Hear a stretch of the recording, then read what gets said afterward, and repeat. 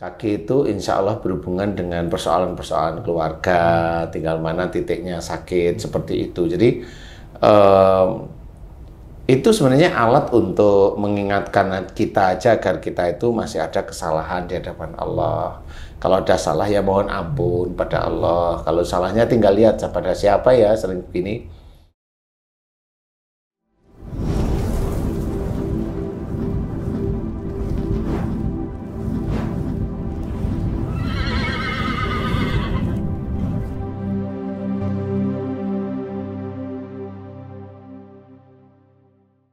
Bismillahirrahmanirrahim. Assalamualaikum warahmatullahi wabarakatuh. Waalaikumsalam warahmatullahi wabarakatuh.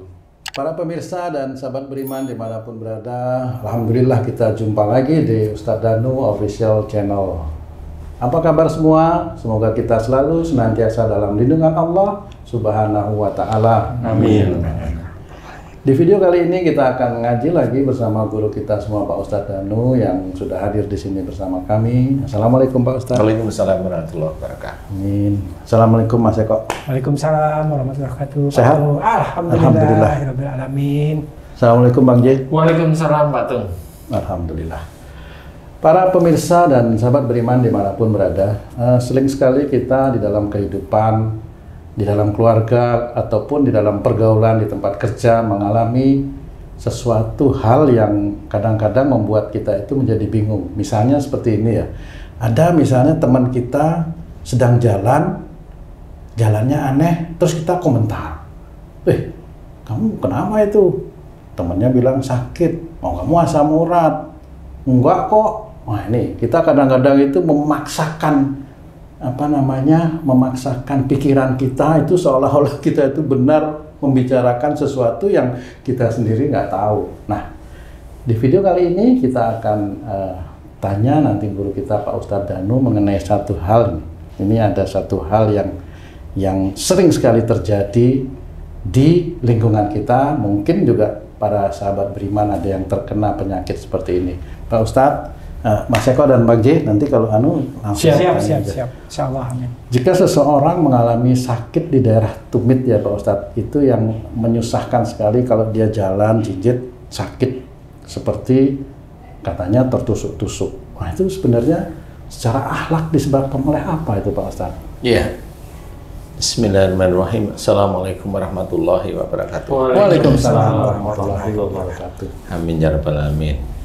Iya, memang ini agak susah-susah gampang untuk menganalisa, tapi insya Allah alhamdulillah sudah banyak sekali pasien yang sakit pada tumit yang seperti ditusuk tersebut itu diberi kesembuhan oleh Allah Ta'ala ya. Alhamdulillah. Nah, memang ini kalau dibilang itu asam urat, tes darah bukan asam urat, bukan kolesterol, tapi kok tumitnya sakit. Setiap pagi sakit, sampai siang, sampai kadang seminggu, kadang 2 minggu, kadang 1 bulan nggak sembuh-sembuh. Di tumit, jadi jalannya itu selalu pincang gitu Pak. Jadi pincang gitu kalau tumit ya. Nah, sebenarnya ringan dalam menganalisa sesuatu itu sebenarnya saya bikin ringan aja. Tumit itu kan dipergunakan kalau lagi jalan sih semuanya biasa. Tapi kalau yang namanya lagi jengkel nih, atau kita mau nginjak yang ada sesuatu di bawah jadikan jengkel, sesuatu yang besar, itu yang kita pakai itu biasanya tumit atau kaki bawah bagian depan, itu aja. Tumit biasanya. Tumit rata-rata ya, maunya dihentakkan ya. Nah, sebenarnya proses kejadian sakit di tumit itu sama seperti keinginan kita tadi. Inginnya itu menghentakkan kaki sehingga sesuatu di bawah itu entah pecah, entah sakit, entah apa seperti itu. Ya, dengan marah yang membara lah. Kalau dia marahnya nggak membara, bukan tumit. Bukan tumit. Kalau marahnya biasa, paling malah ngomong. Jadi tidak menghentak. Dia tidak menghentak, dia hanya ngomong aja. Nah, kalau tumit ini berarti ada marah yang kuat dan bisa dikatakan ada kebencian, ada dendam, ada kebencian yang kuat Walaupun belum tentu benci ini muncul melalui kata-kata. Ya, itu punya istilahnya, punya sifat bencinya lebih kuat istilahnya. Jadi marah dan benci itu langsung bersanding bersamaan. Kalau marah itu dia sekejap bisa atau beberapa waktu bisa, tetapi benci itu bisa dampingin marahnya. Jadi seorang benci itu kan nggak harus marah, nggak harus marah. Tapi dulu pernah marah, tapi kalau sekarang benci ya nggak harus marah. Benci tapi masih aja. tetap benci. Iya, benci masih. Tapi nggak marah. Enggak. Dendam maksudnya Ustaz. Ya, dendam itu. Nah, orang yang insya Allah lututnya sakit itu insya Allah punya karakteristik seperti itu. Tumit bahasa. Tumit maksud saya ya. Tadi saya bilang lutut ya. Lutut. Orang yang sakit pada tumit insya Allah punya karakteristik seperti itu. Kalau marah maunya nginjek beneran gitu. Jadi beneran istilahnya. Jadi kalau dendam itu inget aja. Umpamanya saya. Saya dilengserkan oleh atasan saya persis. Dari kapro menjadi deputi. Itu bukan Pak Ustadz. Siapa itu? Pak Ustadz. Siapa? Saya. Itu bukan Pak Ustadz, temannya Pak Ustadz. Temannya saya. Itu hari itu seminggu, sebulan, 2 bulan, 3 bulan itu masih jengkel aja. Nah, jengkelnya inilah memunculkan benci sebenarnya. Jadi nggak harus keluar ya Ustaz ya? Nggak harus ucapan ya? Enggak, kalau keluar malah dinonaktifkan, nggak diproyek. Kalau nggak diproyek kan nggak ada mel. Ya. Nggak bisa nggatai Baskoro gitu ya. Jadi dia diem, dia kan ngikutin mamanya. Kalau saya seperti itu, saya itu terus mikir sehari-hari, bukan apa kesalahan saya, tapi kenapa saya diginiin ya gitu. Jadi nggak pernah introspeksi. Saya nggak introspeksi tentang kekurangan saya atau ini, tapi maunya menonjolkan ego, menonjolkan bencinya, menonjolkan dendamnya. Nah, di titik itulah bisa besok-besoknya keluar di ya tumit. Besok-besok nggak harus hari itu, bulan itu, enggak. Nanti akan sama lagi umpamanya saya aja dulu deh ya. Saya kalau jengkel sama istri saya itu umpamanya WA-an, ngomong lewat WA itu tuh langsung saya matiin, sudah saya geletakin. Itu kan jengkel sekali saya jadi. Nah, itu contohnya Ustadz emang bener Ustadz suka gitu? Umpama. Di sini ada 3 laki-laki. Yang ini udah gemeteran semua. Kalau saya jengkel mau umpama sih. Ya, Kalau jengkel sama istri sampai menggebu dan nggak ngomong mamanya. Nah itu kan bisa. Jengkel itu umpamanya kenapa? Kok aku aja disuruh, dia yang nganggur malah nggak jalanin, malah aku lagi lah. Itu kan jengkel itu. Umpama aku. Siapa tuh Ustaz? Nah, kalau Haji J sama istri kan nggak berani Ji. Kalau Haji J kan kayaknya nggak pernah sakit tuh beda. Nggak pernah dia. Dia nggak ada dendam. Dia sakitnya itu di mana ya? Di sini kan Haji J. Sekisul lagi. Gitu. Jadi umpama seperti itu. Nah nanti kalau saya itu akan tumit, akan sakit. Ada benci yang kuat, dendam, jengkel, marah, ego jadi satu ya di titik-titik itu. Tinggal milih mana yang keluar. Marah yang kuat yang menggebu ya di situ nanti keluarnya. Itu porsinya lebih besar di keluarga atau di tempat kerja atau lingkungan lain itu? Jadi gini, sebenarnya di keluarga sama tempat kerja ini sama. Sama, sebenarnya sama. Cuma kesalahan ini di titik mana? Nah, biasanya kesalahan kalau itu di keluarga lebih besar, umpamanya kamu tung sama istrimu, itu lebih besar daripada kamu sama temenmu atau anak buahmu. Karena pada saat kamu dengan anak buahmu kan, kamu tinggal marah selesai. Benar. Kan gitu. Iya. Tapi kalau kamu sama istrimu marah, lah itu kan istriku akan kembali lagi kan gitu. Betul. Ketemu besok lagi, jengkel lagi. Nah itu kan nggak selesai jadinya.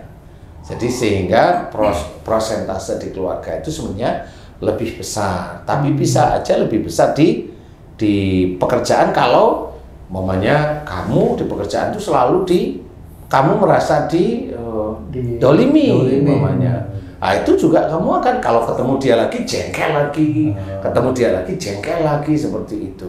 Kan mirip kalau ketemu dengan istri. Ya seperti itu. Tinggal nanti persentasenya banyak di mana. Kalau banyak di istri ya nanti di kaki, kalau di keluarga ya di tangan.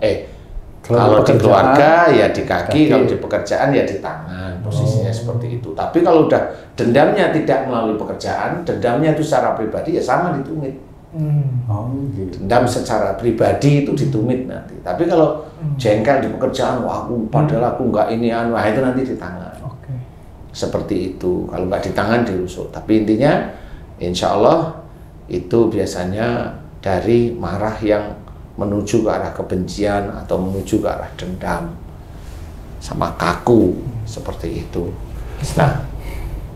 Lanjut ya, Ustaz. Kalau posisinya Ustaz, di tumit kanan sama di tumit kiri ada bedanya nggak Ustaz? Iya tetap insya Allah ada bedanya. Kalau di kanan itu biasanya dia apa yang dikerjakan itu kelihatannya baik. Kelihatannya baik gitu ya. Saya nggak bilang itu baik beneran. Kelihatan aja di titik baik. Kalau di kiri ya apa yang dikerjakan itu ya nggak baik. Kalau mamanya yang sering itu sakit yang di kanan aja mamanya, ya kelihatannya dikerjain itu ya baik, tapi penuh dengan jengkel, emosi, marah. Kenapa saya yang di kanan kok kiri enggak? Ya belum aja. Belum saja. Kalau kanan itu sakitnya udah pincang-pincang, yang kiri bisa nggak jalan besok. Bener, ngesot biasanya tuh bisa itu, karena sakit dua-duanya kan.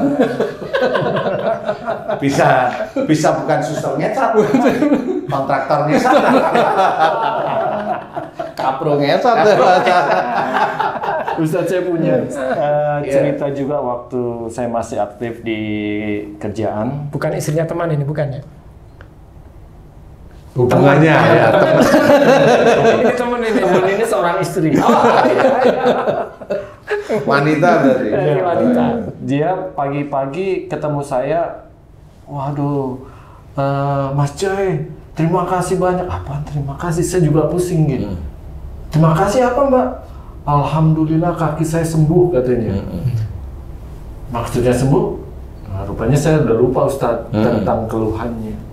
Dia itu telapak kaki bagian belakang, tumit lah ya, di bawah itu sakit Kak, ditusuk-tusuk gitu kan. Sampai dia tidak tahan ke dokter. Ke dokter, dokternya perempuan. Ternyata dokter penyakitnya sama. Terus saya tanya, dikasih obat nggak? Enggak lah, orang dia sama, dia minum obat juga nggak sembuh katanya. Akhirnya saya ingat dulu Mas Joy bilang suruh minta maaf ke suami dan anak-anak gitu. Udah saya minta maaf sampai nangis segala macam. Alhamdulillah pagi bangun tidur sembuh, nggak sakit lagi. Sampai saya pagi-pagi saya nemuin Mas Joy ini gitu. Oh alhamdulillah. Tapi itu dijaga, jangan sampai lupa lagi. Bagus nasihatnya. Berarti seperti itu, Ustaz. Ya, alhamdulillah.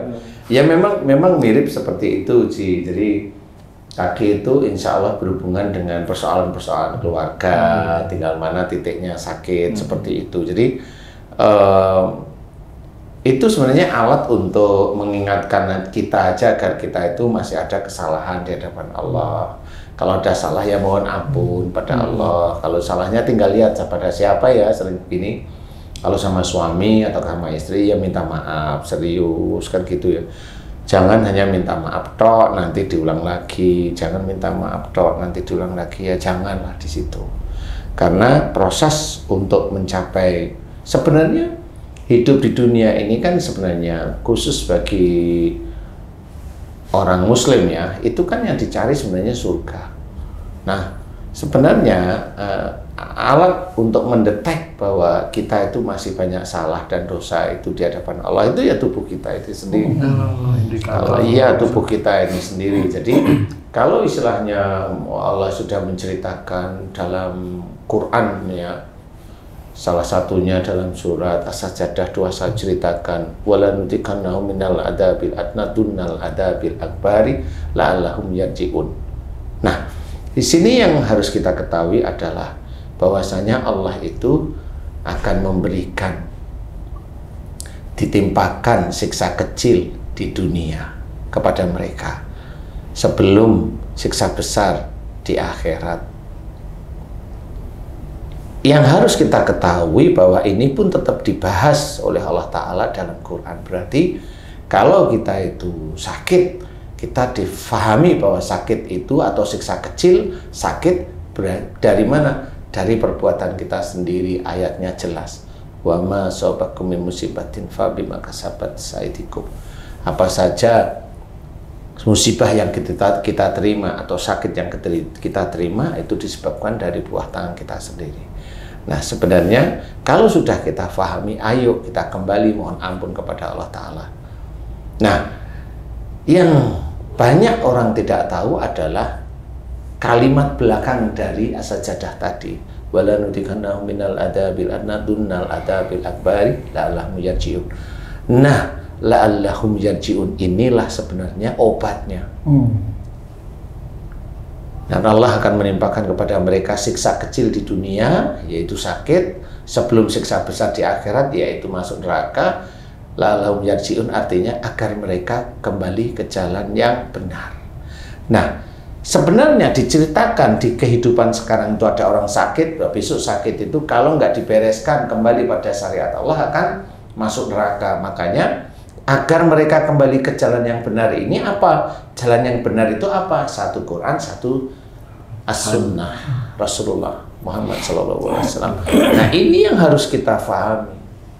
Jadi sebenarnya kalimat di atas ini dengan la'allahum yarji'un ini bisa menjadi obatnya, yaitu taat kepada Allah, atiullah wa rasul, taat kepada Allah dan taat kepada Rasul ini harus dimengerti. Makanya pelajaran akhlak, pelajaran sakit pun sebenarnya harus kembali kepada Quran dan Sunnah sebenarnya. Jadi jangan dianggap remeh. Kalau memang itu dianggap remeh, ya monggo. Kalau ibaratnya kita mendengarkan salah satu hadis di surat Yasin bahwa nanti tangan dan kaki akan menjadi saksi, ya sama. Saksi itu apa yang kita kerjakan? Ya betul. Yang ngomong itu insya Allah akan malaikat yang mendampingi. Kaki itu juga sama. Kalau ada sakit ya nanti malaikat akan cerita sakitnya karena ini. Kan seperti itu. Kalau ibaratnya dia itu banyak dosa tapi Allah belum memberikan sakit karena memang dia tidak emosional mamanya. Ya memang dia nggak sakit, tapi dia banyak dosa. Ya tetap aja malaikat tetap akan membawa catatannya mereka. Jadi jangan dianggap remeh bahwa sakit itu hal biasa. Kemudian taruh di rumah sakit sembuh. Nah, akhirnya orang Muslim itu akhirnya lupa bahwa orang Muslim itu harus kembali ke jalan Allah. Jadi tidak bisa sembarang. Kalau ke dokter boleh, ya boleh namanya ikhtiar. Tapi akhirnya apa? Kalau dia sakit, pasti ke dokter. Nggak mau yang namanya sakit, mohon ampun. Jarang sekali Muslim yang paham. Karena dianggap sakit itu gugurkan dosa. Loh, ya memang boleh, tapi dosa yang mana nih?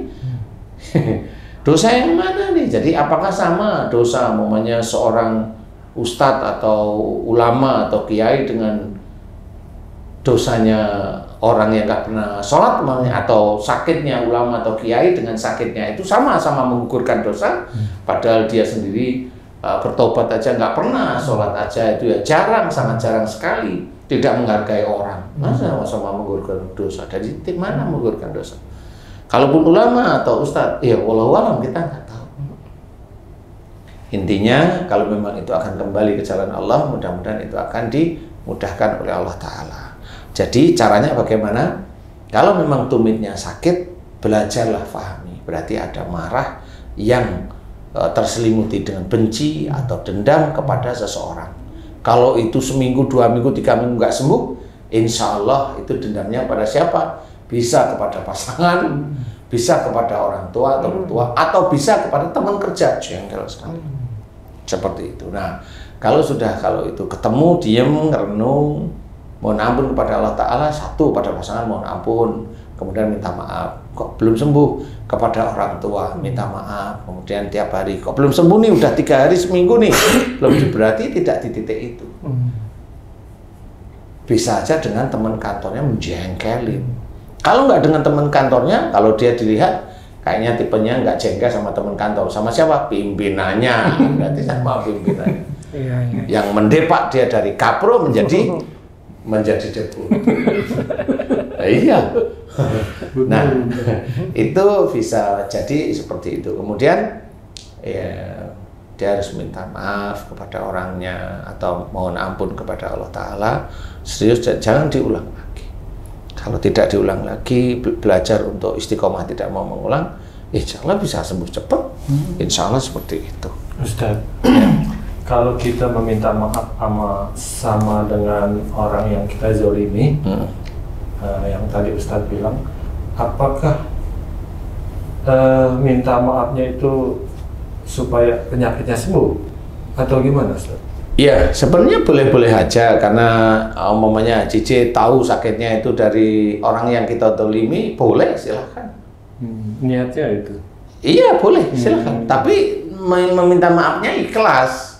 Bukan hanya pengen sembuh, tapi benar-benar tahu kalau saya zolimi dia. Nah kan gitu. Persoalan sembuh itu nanti, tapi tahu sakitnya itu dari itu. Tahu, tapi ikhlasnya harus lebih kuat daripada keinginan untuk sembuh. Sebenarnya hanya itu, Ci.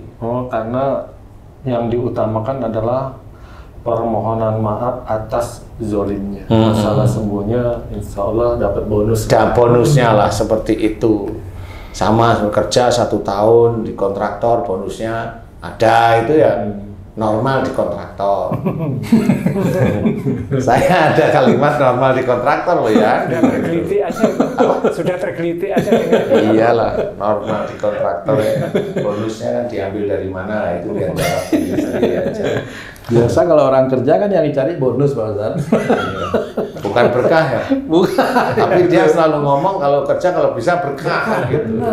Ustaz, kalau ada orang yang sakit tumitnya udah akut, istilahnya udah parah deh seperti itu, dengan permohonan maaf kepada orang yang zolimi, apakah yang diambil hikmahnya kesembuhannya atau taubatnya, Ustaz?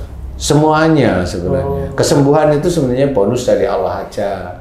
Yang dilihat oleh Allah Ta'ala itu ketulusan dia meminta maaf atau ketulusan dia memohon ampun. Karena saya pernah ngalami di tumit itu ada nanah di situ. Dan nanah itu keluar terus nggak pernah bisa bisa hilang. Saya pernah. Berarti ada lubangnya gitu, Ustaz? Iya, pecah. Bisul, kayak bisul gitu? Enggak, pecah aja di tumit itu pecah. Jadi keluar nanah. Pak Ustadz pernah seperti itu? Hah? Pak Ustadz pernah ya? Kalau saya alhamdulillah enggak. Oh, nemuin Nemuin di mana? Hah? Kok nemuin? Di klinik. Iya. Jadi setelah saya kasih tahu ini pecah, nanah itu jadi seperti gini. Jadi istilahnya kalau sampai nanah ini, dia saking benci dan jengkel dan dendamnya itu sampai dia cerita terhadap orang yang dibencinya itu masih ada ini, dan ceritanya ada ditambah-tambah. Seperti itu. Nah, itu biasanya benar. Nah itu racun, jadi istilahnya dia sendiri menceritakan yang sebenarnya bukan di titik persoalan dia, tapi ditambah-tambahnya. Nanti benar. Insya Allah seperti itu. Berarti nanah itu di tempat yang lain juga seperti itu, Ustaz? Insya Allah. Ada overnya begitu? Ada racunnya di nanah di gigi, ada racunnya pada saat dia ngomong. Seperti itu. Nah, kalau nanah di usus berarti ada racun, ada kemarahan yang wujudnya itu seperti orang itu ada fitnah, ada mempolitisir dan sebagainya di dalam keluarga. Kalau nanah di usus ya, insya Allah seperti itu. Jadi semua hal-hal itu terlihat. Makanya kenapa kalau orang disuruh belajar ikhlas itu ya, kalau sudah melakukan sesuatu ya sudah, lepaskan aja, nggak usah terlalu dipolitisir sehingga menjadi enak didengar orang kayak gitu. Tapi juga kalau orang mempolitisir sesuatu belum tentu dia itu juga bernanah, karena untuk mencapai nanah itu dia harus dengan emosi. Biasanya harus dengan emosi. Kalau dia mempolitisir sesuatu kemudian tidak emosi, kemudian dia memfitnah, dia tidak emosi, ya nanah nggak akan keluar. Keluarnya nanti kalau masuk neraka. Iya, tetap catatannya dia ada, walaupun dia tidak pernah. Insya Allah, walau Baik, alhamdulillah. Terima kasih banyak Pak Ustadz penjelasannya mengenai sakit di tumit. Para pemirsa dan sahabat beriman dimanapun berada, mudah-mudahan apa yang telah disampaikan oleh guru kita Pak Ustadz Danu, bagaimana beliau memberikan analisa dan solusi kepada kita terhadap sakit yang terjadi di tumit. Mudah-mudahan ini bisa bermanfaat untuk kita semua, khususnya bagi diri kami. Amin. Saya Tung pamit diri, sampai jumpa di video kami yang lain. Jika ada kata-kata kami yang salah dan kurang berkenan, kami mohon maaf. Wassalamualaikum warahmatullahi wabarakatuh. Waalaikumsalam warahmatullahi wabarakatuh. Alhamdulillah.